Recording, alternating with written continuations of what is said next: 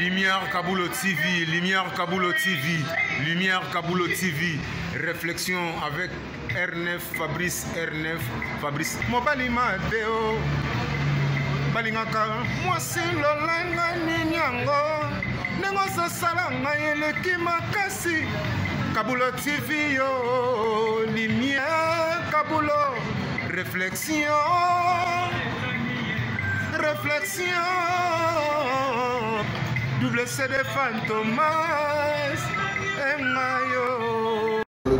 Il est là, il a toujours. Barbito s'abonne, chaîne les amoko. Ça c'est dit, ma beaucoup t'as on a s'abonné. Bon bio. Donc mon yango, na YouTube to zawana, moko gaga. Réflexion, trop bandela. Réflexion, réflexion, lumière Kambolo. Yangwana, balai qui est ça la biso bien. Tous en ciment pour. Et ça la G. Bongo. Toujours. Réflexion, Lumière Kambolo TV. Chaîne Zamoko, vous s'abonnez, vous avez cité Lumière Kambolo TV. Bonjour, Nabiso Banso. Les alingan de Konabino, Nabengami na Kombo ya Kambulu. Na salaka na émission na chaîne télé Oye Bengami Réflexion.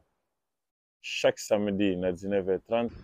Bonjour, c'est bien moi, votre sœur Isabelle en direct de Milouz. Naëli Soussou qui répond à la moutona et tuna qui pas de konabiso love. Avant Kobanda, ndenge na zalaka, ndenge habitude quoi. Nalinga ko saluer bino libota munene la team de réflexion, nalinga bino mingi mbote na bino, mbote na yo papa Lumière Kambulu, sans oublier de moi-même de cœur de dedans. On est abonné na biso, ba spécial na linga bino tellement bote na bino ya ebele et ça la bien comment na bino na ngambu mususu wana malgré na monanité vous comprendre kaka voilà na mona na kananga to mona na kana biso lelo na préféré to solo la na modèle oyo boye maman ko funda eza problème te. Na yango na banda na modèle boye ba mama tozalaka mayele nyonso te photo acceptaka. Il y a des fois to koya kana ba mbeba pona ko accepter tout. OK? Na yango avant ko accepter quelque chose, il faut réfléchir. Pour ma bé et commenter na cadre oyo boye. Ndenge mama na ko bandela motuna te mama na bisolevo. Donc, nous allons répondre tout court. Bolimbisi. Côté ça, moi, ma casse, moi, ma fleur, hein, pour boire caca pollen. Yeah. Donc, na répondre malobanangai. Faut qu'on y réfléchisse avant d'accepter. Tous à la oui. Il y a des fois, tous à oui. Au début, on peut se dire voilà, je suis la femme soumise. Les tout comme à côté non. Comme une femme imparfaite. Non. Imparfaite, pardon. Non, il faut qu'on réfléchir avant de répondre.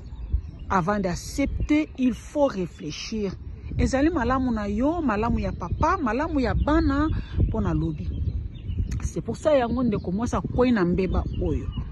Côté kate, ko salate, ngana ko prendre soin na bino. C'est bien. Au début ça la bien, voilà. C'est que mobile nanga vraiment comment je peux dire azu penza maloba wana ke adam abimaki akeko fatimo la mabele pour encoller fa toka et ça la bien mais et comme akasiko yo pasi na ba cadre oyo na yango papa maman et ça nango facile ya nango facile ko kendo ko funda y a pas de souci ko kendo ko funda ye pour ya changer vie alingi li sous-souté a préféré azui moi c'est mon sous mais ba maman nanga na plupart ya batu ya ba papa o ba ko isa mi be ko ke moi ça salate atekate suka bango nyonso te exception zangaka te bango nyonso te mais plupart na bango le bazwaka basi mususu bazwaka basi oyo basalaka bazwaka basi oyo batekaka. Est-ce que c'est pour ça la constant oyo ba maman bo fanda bo réfléchir bo mona ke etombaka presque ndengwana na Afrique na Europe mingi na yango siko to sala ande nini ou bien tout ça la kanengeni. Avant d'accepter, il faut y réfléchir. Tali ça papa olingi tena teka. Le bon comment qu'on pèse pas si hein. Pour mabaka musapi mo sokola ke longité. Pourquoi pas? Nga ori ke na po na lobela na poto ori ke na sala ka temps plein, na sala ta temps partiel.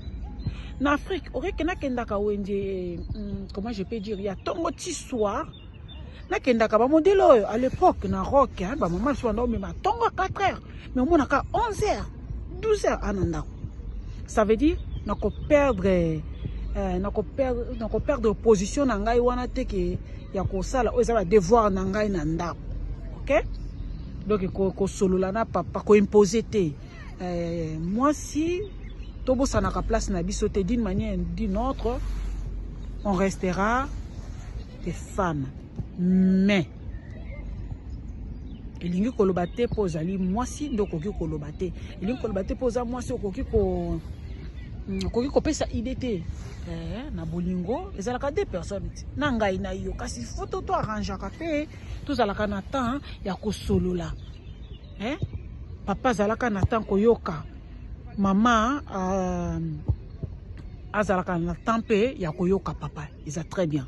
Donc ce que tu as vivre dans contexte oyo, ce que tu as vivre na façon oyo, et ko sala biso bien. Et moment donné to kanisa kabana. Akene ko funda azana droit.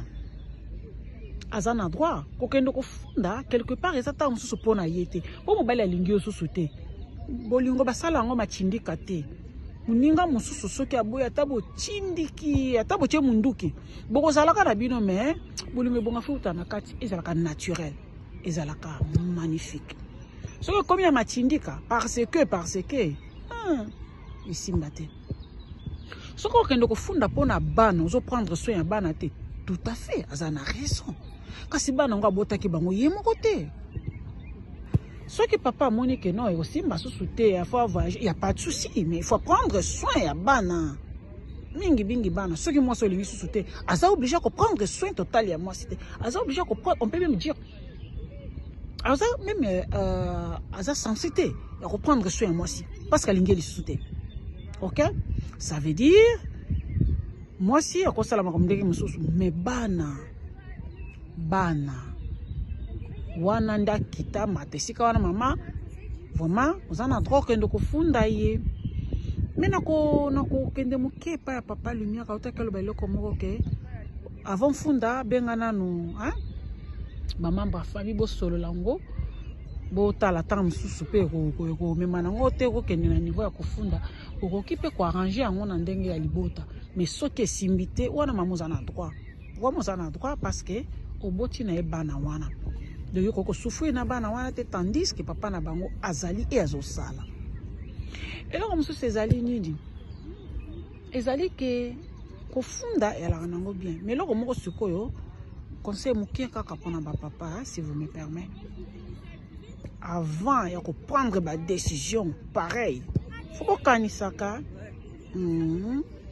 Bokanisaka lelo ngai na yo biso ba parents tozana no tona capacité ke musala ko zonga pongo lobby tozana posa bana wana te nzamba lola apambola bino tokutani à la prochaine bye yo.